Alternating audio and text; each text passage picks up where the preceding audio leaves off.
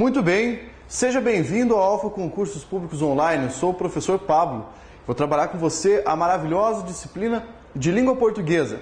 A minha disciplina é a mais importante do concurso público, sem dúvida, não há como discutir. Se você não gosta de língua portuguesa, nós temos um problema para resolver, tá? E lógico, a gente vai resolver ao longo dessas aulas, porque não há coisa mais interessante do que estudar a língua mãe. Bem, o negócio é o seguinte, para você entender como estudar a língua portuguesa, deve seguir alguns passos, e eu vou mostrar esses passos para você. Vou dar um escopo dos principais conteúdos daquilo que aparece na prova de língua portuguesa. E pode confiar que depois dessa aula, a língua portuguesa não vai ser a mesma coisa, você não vai ser a mesma pessoa, nem eu. A partir de agora, você mergulha no mundo dos alfartanos. Já pode se considerar um alfartano e elevar a voz para o nosso grito de guerra de alfartano força. A partir de agora você pode. Então olha só, vamos começar a trabalhar com esse conteúdo. É o seguinte, como é que você vai fazer para estudar a língua portuguesa? Vez ou outra, quando o estudante começa o seu trabalho, fica um pouco frustrado. Por quê? Porque quando ele começa a estudar a língua portuguesa, ele pensa, pelo amor de Deus, eu vou ter que voltar a estudar tudo aquilo que eu já havia estudado há tanto tempo na escola? Sim, vai ter que voltar a estudar tudo isso. Afinal de contas, muitas pessoas falam língua portuguesa, mas não entendem da língua portuguesa. O que acontece é o seguinte, falar a língua sem propriedade vai te fazer um bom comunicador. Quero dizer, você vai dominar a variante popular, a variante mais social. Agora, se você entender a regra, isso vai fazer de você um bom falante. Porque o bom falante de língua portuguesa não é aquele que conhece apenas a forma padrão, tá? É aquele que consegue se comunicar com todas as variáveis. Então, já preste atenção àquilo que eu vou falar para você. Primeiro plano, eu não vou utilizar a variante padrão a todo instante para ensinar você. Talvez você até estranhe isso um pouco, que durante as aulas eu vejo com um exemplo aqui, com regionalismo que é inerente a mim, ou com alguma outra coisa que talvez possa parecer mais jocosa, né, ou assim, mais tranquila, mais simples de entender. Eu faço isso porque, em primeiro lugar, não é necessário terno e gravata para te ensinar a língua portuguesa, tampouco falar o português extremamente rígido para fazer você entender isso. Então vamos lá, com muito bom humor e muita boa vontade, estudar o maravilhoso conteúdo de língua portuguesa.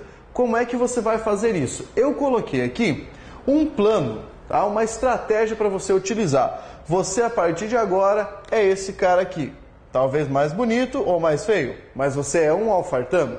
E o alfartano sabe que a responsabilidade não tarda. E qual é a responsabilidade?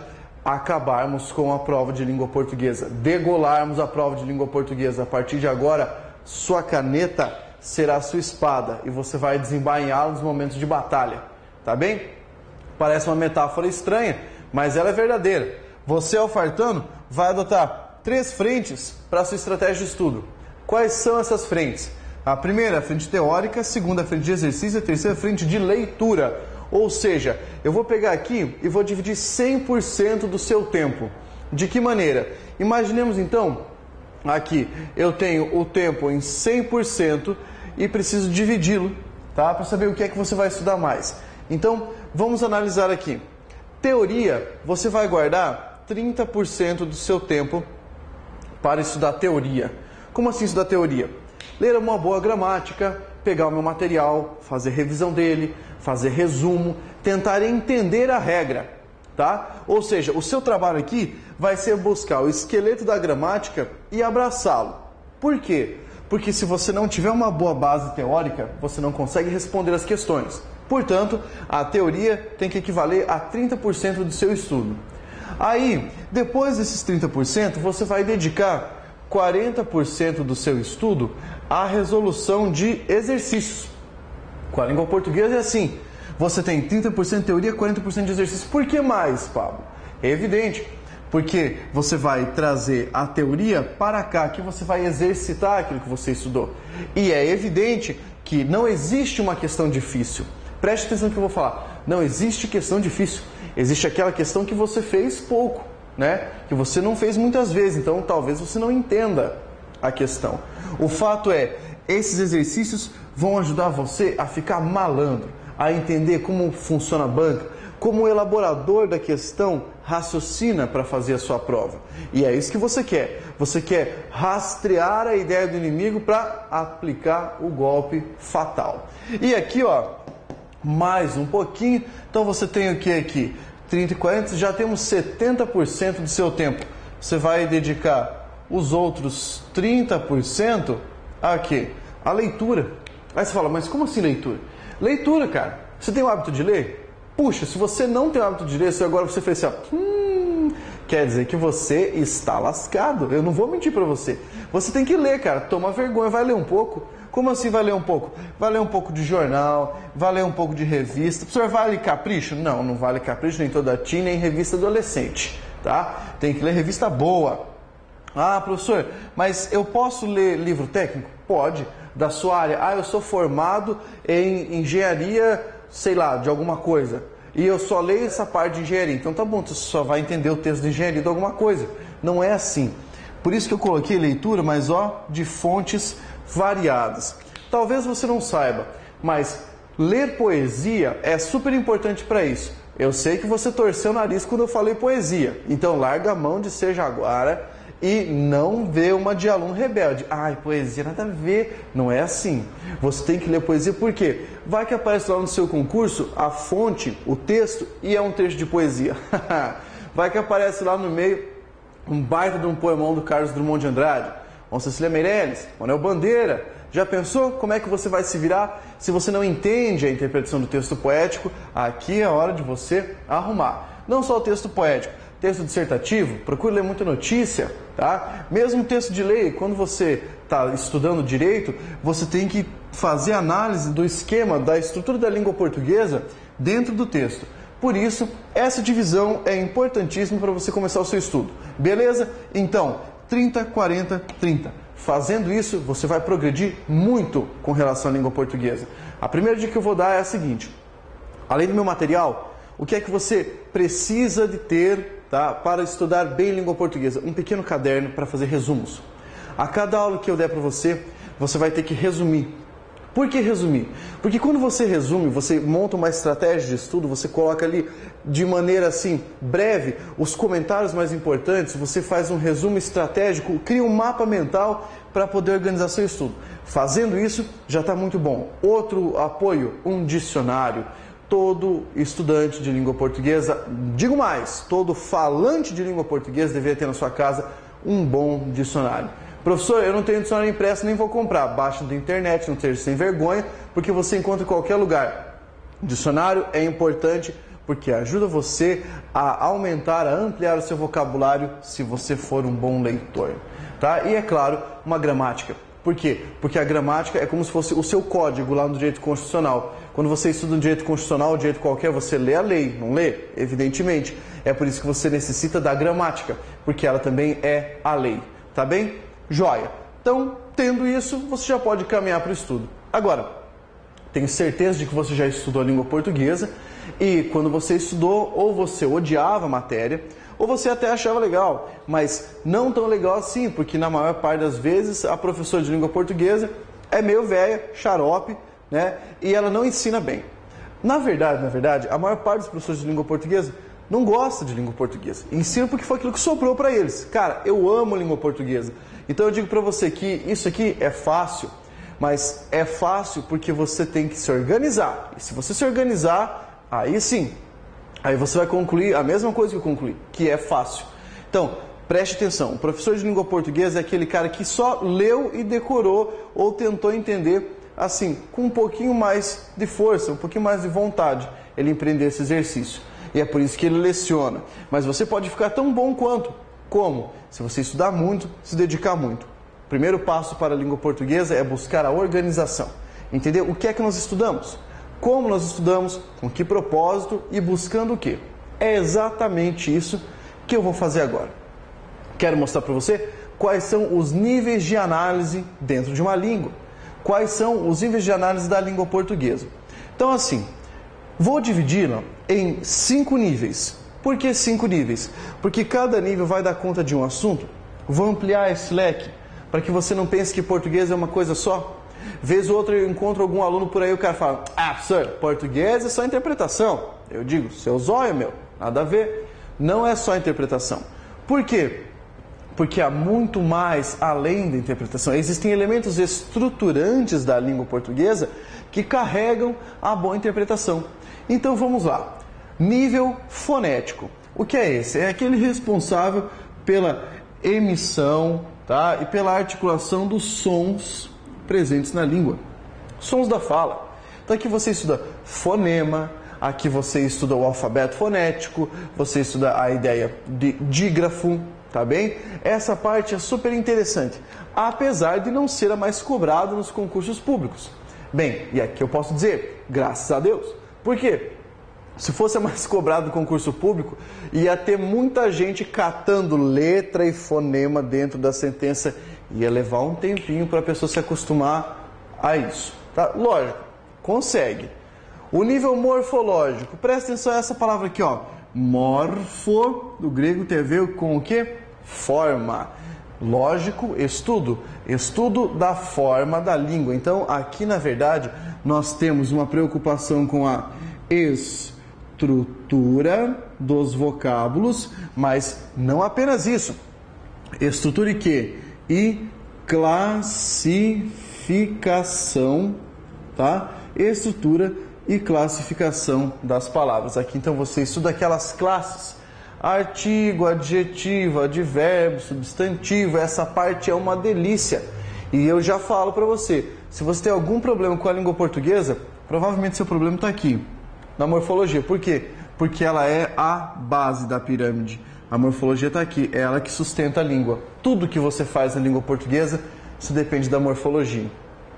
Aí, a sintaxe. A sintaxe é sintaxe que se fala, não é sintaxe, tá bom? O nível sintático ou sintaxe está preocupada com a função das palavras, tá? Função das palavras ou das orações.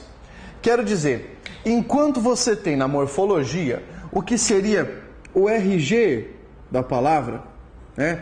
A identificação dela, o que ela é, a sintaxe tem a ver com a carteira de trabalho. Que função ela desempenha? Qual o papel dela? Ela trabalha com o quê? Tá bem? Então aqui seria a carteira de trabalho da nossa palavra. Tá? Já vamos pegar um exemplo aqui, ó. Você que está me vendo aí, ó, presta atenção.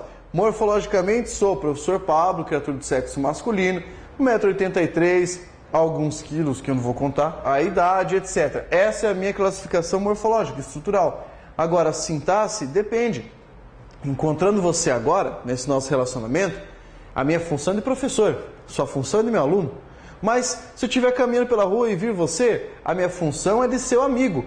Morfologicamente eu não mudo, ainda sou a mesma criatura, mas a minha função vai ser diferente. É isso que acontece com as palavras na sentença. Muito fácil, muito tranquilo isso aqui. O nível semântico é aquele que está ligado ao significado, tá? Significado do quê? Das palavras ou das expressões. Quero dizer, quando você analisa um termo, você tem que pensar se ele possui um sinônimo, se ele tem um antônimo, se ele tem lá heterônimo, se tem um hiperônimo, hipônimo, parônimo. Quer dizer, o dicionário começa a caminhar aqui. Mas digo começa, porque ele só vai encontrar o final de sua caminhada quando chegar ao nível pragmático. Como assim, professor? O nível pragmático é aquele que tem a ver com o sentido, tá, das palavras ou das expressões, mas esse sentido não é deslocado, é o sentido atrelado ao quê? A um contexto comunicativo. Sentido ligado a um contexto comunicativo, quero dizer, o momento de análise de uma sentença.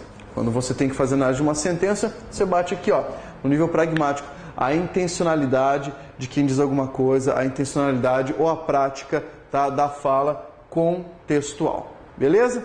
Agora que você entendeu essa noção de pragmática, semântica, sintaxe, morfologia e fonética, já dá para antecipar um conceito. Eu vou escrever aqui do ladinho, ó, tá? Para você entender. Quando nós somamos a ideia de semântica e de pragmática, podemos identificar dois sentidos possíveis. Tá? Como assim? Os sentidos da língua, que vez ou outra são cobrados em concurso público. A diferença do sentido chamado sentido denotativo, tá? E o sentido chamado sentido conotativo. Beleza. Isso aqui não é difícil, é super simples. Já pega esse aqui, é a primeira coisa que eu vou te ensinar, tá? Então, ó, sentido denotativo, quando uma expressão está empregada no sentido denotativo, você já pega esse D aqui, ó, D de dicionário. Esse aqui é o sentido literal, tá? Sentido literal, ou se você preferir, o sentido real, o sentido do dicionário, tá joia? Se eu disser assim, ó, viu, chuta a bola aí pra mim. Chuta a bola aí para mim, tá no sentido denotativo. O cara vai pegar e ó, pum, bicudo. Agora, conotativo já não é isso aí. Conotativo é o sentido das figuras de linguagem. É aquilo que nós chamamos de sentido o quê? Figurado. Muito fácil de entender isso aqui. Sentido figurado, então, se eu disser assim, nossa, cara, minha educação é a bola da vez agora. Não, como assim a bola da vez? Vamos chutar a educação então? Isso é uma figura de linguagem para modificar o sentido da expressão. Então já pega isso aqui, ó, a diferença entre denotativo e conotativo. Super importante para você começar o estudo. Beleza? Beleza. Agora vamos pegar isso aqui, ó, e espalhar nesse exemplo. Como assim espalhar no exemplo? Ué, vamos fazer uma análise morfológica, análise sintática ou de sentido para ver se você entende isso aí. Olha só, Mauro gosta de gramática. Isso aqui é conotativo ou denotativo? Eu tenho certeza que você falou aí do lado, é denotativo, claro que é, porque isso aqui é o sentido literal. Então aqui, ó, denotativo. Logo aqui abaixo, infelizmente, Margarida não apareceu. Conotativo ou denotativo? Você, ó, denotativo, claro, porque é o sentido real. Rosa é uma flor. E, professor, depende. Depende do quê? Depende do contexto. Veja bem, se eu estou falando aqui da rosa, plantinha, e falo rosa é uma flor, beleza, é sentido denotativo. Mas se eu estiver falando da minha vizinha, que se chama Rosa, nossa, Rosa é uma flor, cara. Ela é muito querida. Então daqui o sentido é o quê? Conotativo. Ou seja, você acabou de aprender uma regra, que para a língua portuguesa, tudo que você vai falar depende do contexto. Para você poder fazer uma análise competente, tudo depende do contexto. Tá? E aqui eu só fiz análise de sentido. Mas vamos pegar aqui, ó, se eu fosse fazer uma análise morfológica. Morfologicamente falando, teríamos Mauro é um substantivo, gostar é verbo, de é preposição, gramática é substantivo. Nossa, professor, está muito rápido. Calma, que quando eu acabar essa parte relacionada à morfologia, você vai saber fazer isso da mesma maneira. Tá bem? Aí, a palavra infelizmente é formada como advérbio, mas está na categoria de palavras denotativas, então ela transita. Advérbio é palavra denotativa. Margarida é um substantivo, não é um advérbio. E apareceu é um verbo. Oh, que fácil. Rosa é um substantivo. Aí você fala, eu achei que era uma cor. Claro que não, meu. É róseo, a cor é róseo. Aí aqui, ó, esse é um verbo. Uma, nesse sentido, eu estou usando isso como um artigo, tá? E flor, é adjetivo. Claro que não. Claro que não. Isso aqui é um substantivo. Pronto. Fiz uma análise que a gente pode chamar de análise o quê? Morfológica. Mais pra frente, você vai estudar a sintaxe. Na sintaxe você vai entender que eu posso pensar assim, olha, Mauro aqui é um substantivo. Mas em relação aos outros elementos, que função é essa? A função dele é ser um sujeito. Por quê? Porque é ele que gosta de gramática. Aqui eu tenho o verbo transitivo indireto. Esse de gramática você analisa como objeto indireto. Professor, calma aí, tá muito rápido. Não, meu querido, estou te explicando que isso aqui é uma possibilidade de análise e você vai ter que saber fazer isso. Mais à frente você vai entender isso aqui. Por isso que eu digo, estude gramática de maneira pausada. Quero dizer, terminou um pedaço? Dá uma respiradinha, tá? Coma alguma coisa, volte, releia. Gramática é assim, é para os perseverantes. Deixa eu analisar esse rosa é uma flor. Ó, pensando aqui comigo, quem é uma flor? Você fez aí, rosa, claro. Então ela é o sujeito dessa sentença, não é? É. Esse verbo aqui, ó, não está exprimindo um estado? É evidente, tá? E essa expressão, uma flor aqui, não está caracterizando a rosa? Lógico que tá. Então, se está dando uma qualidade para ela e está desse lado, a gramática manda chamar isso aqui de predicativo do sujeito. Isso aqui é uma coisa muito legal, tá joia? E você vai aprender a fazer isso, porque eu confio em você, cara. Se você chegou até aqui, ó, é que você tem vontade. Então, vamos lá estudar essa matéria. Há muito mais coisa para estudar, então simbora, fartando. Vamos lá. O negócio agora é definirmos as classes de palavras. Se você não se lembrava delas, chegou o momento. Pega o seu material aí e me acompanhe. Olha só, a primeira das classes de palavras é o artigo. O professor não lembra o que é um artigo, então está na hora de lembrar. O artigo é um termo que tem por função particularizar. Então, ele particulariza um termo, um substantivo, tá? E aí vamos colocar um exemplo para você aqui, ó. A palavra o, a palavra a podem ser artigos, beleza? É só para você lembrar um pouquinho. O adjetivo tem que função? O adjetivo é um termo que pode qualificar, tá? Ele qualifica, ele indica origem ou ele caracteriza. Mas basicamente ele é um qualificador. Vamos colocar um exemplo aqui, ó. A palavra sagaz, tá joia? Você pode anotar qualquer exemplo que você quiser aí no seu material. Isso aqui é só para você nortear. Eu estou só estruturando o seu estudo aqui, só para rememorar, deixar mais fresco o conteúdo na cabeça. Advérbio é a palavra que tem por função exprimir uma circunstância, tá? Exprimir a circunstância. Depois eu defino melhor isso aqui. Ou seja, circunstância sobre verbo, adjetivo, advérbio, etc. Então aqui, ó, você tem o quê? Um termo circunstanciador. Vamos pegar a palavra bem. Bem é um exemplo de advérbio. Tá joia? Tranquilo. Conjunção, fica de olho, tá? Super importante. A conjunção é um termo de função conectiva. Tá bem? Aí você fala, Pablo, o que isso quer dizer? Quer dizer que ele serve para conectar palavras ou orações. E isso aqui é super importante porque é um dos termos mais cobrados no universo do concurso público. Quando chegar a hora de você estudar aqui, você tem que ler até sair sangue dos olhos, rapaz. O negócio é isso aí. Agora, função conectiva, vamos pegar um exemplo. A palavra que pode ser uma conjunção, tá bem? Fácil pra caramba. Aí, interjeição, professor, eu não sei o que é. Olha, infelizmente é uma das categorias menos cobradas, não é menos cobradas. Interjeição é a palavra que indica um estado de espírito momentâneo, tá joia? Estado de espírito momentâneo. Então imagine você estar caminhando pela rua tranquilamente, aí vem uma pessoa com um daqueles ferros de fazer muro assim, ó, de ponta e te estoca na paleta. O que é que você fala? Ai, né? Alguma coisa desse tipo. Ai, ui. Bem, ui você não ia falar para esse caso.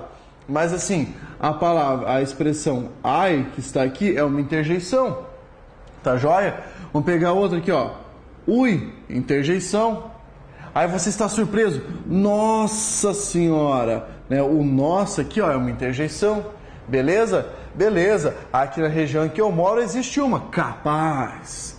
Você fala alguma coisa, a galera não acredita, fala capaz. Isso é uma interjeição. Beleza? Beleza.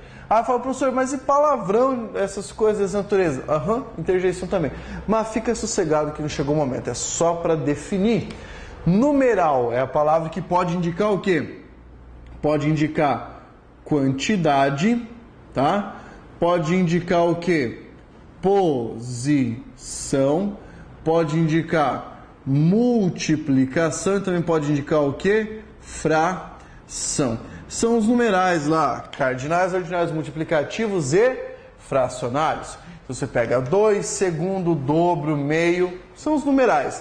Basicamente, identificar isso aí. Tranquilo, fácil pra caramba. Chegou outra, essa aqui você coloca piscando vermelho. Por quê? Porque a preposição é uma coisa super importante. Também uma palavra de função conectiva, tá? Mas esse é o conectivo daquilo que nós chamamos, é o conectivo da regência. É super importante você entender esse conceito aqui, ó, conceito de regência. Isso aqui é super cobrado nas provas. Aí já vou passar algumas preposições para você. De, como, para, tá bom? Se você não entender muito bem essa parte de preposição, fica impossível da sintaxe fica impossível estudar a ideia de acento grave indicativo de crase. Então, quando chegar o momento das preposições, você veja, reveja, decore e já marque que isso aqui vai ser prioridade no seu estudo. Beleza? Beleza. Aí, olha só. Pronome. Minha Nossa Senhora. Talvez uma das definições mais controvertidas, porque o pronome pode fazer muitas coisas. Dentre essas muitas coisas, eu vou destacar aqui retomar, tá? Retomar ou substituir um termo qualquer. Retoma ou substitui. Vamos pegar aqui a palavra eu ou a palavra cujo, que são pronomes, tá? Eu recomendo que você anote esses exemplos no seu material. Não pode ficar só de sem vergonha se olhando assim para mim, né? Você tem que anotar alguma coisa também. Aí, ó, substantivo. Vamos entender uma coisa? Substantivo é a palavra que dá nome a seres ou a conceitos presentes na língua. Então, coloque lá esse termo aqui, aquele termo que dá nome, tá, às coisas. Ele serve para denominar. Vamos pegar um exemplo aqui, ó. Por exemplo, José. José é um substantivo. Mesa. Mesa é substantivo. Fé, aluno, etc. E por fim, verbo. Essa classificação já tinha bem antiga, né? Palavra da ideia de ação, ideia de estado, ideia de mudança de estado ou ainda de fenômeno da natureza. E possui a característica de poder ser conjugada. Por exemplo, falar. Por exemplo, estudar. Beleza? Beleza. Essa parte sossegada. Eu já vou sair daqui, já vou engatar na primeira das classes. Venha comigo sem preguiça, tá? Artigo. Quero que você dê uma olhada nisso aqui. Então, a definição do artigo. É um termo que particulariza o substantivo, tá? Na verdade, quando ele está anteposto a um elemento, ele tem a característica de substantivá-lo. E daí ele pode particularizar de uma maneira definida ou indefinida. Os artigos definidos são o, a, os, as. Os indefinidos, um, uma, uns, umas. Beleza? E como é que você emprega esses elementos? Você pode empregar na ideia de definição, generalização ou indefinição. Pensa, por exemplo, você que tem criança em casa, teu filho fala, papai, o homem da loja veio aí. Ele está usando o. Esse o homem quer dizer que você sabe quem é o cara ou o moleque sabe. Mas é o homem, é definido. Quando ele diz assim, um homem da loja veio aí, eu não sei que homem é esse. Está indefinido. Então aqui, ó. Beleza, fácil pra caramba esse caso de definição e generalização. Pensa, se eu disser assim, ó, acabei de ver um acidente. Véi, mulher dirige mal. Todas as mulheres ou aquela lá apenas? Todas as mulheres, né? Até você concordou. Então, olha só, o que acontece? Generalização. Quando você não tem o artigo, você generaliza. Quando você tem, você particulariza, definindo ou indefinindo. Beleza? Substantivação. Toda vez que você coloca um artigo à frente de uma palavra, ela vira um substantivo. Por exemplo, estudar é um verbo, tá? Mas se eu colocar o estudar, o que acontece? Vira um substantivo, vira a ação de estudar, o ato de estudar, substantivação. Beleza? Beleza, olha aqui, ó. Mudança de sentido. Cuidado, que apenas mudar o gênero aqui, ó, o gênero do artigo, né, de masculino para feminino, você já pode mudar o sentido. Qual é a diferença de falar o caixa e a caixa? Ah, aquela menina é a caixa do mercado.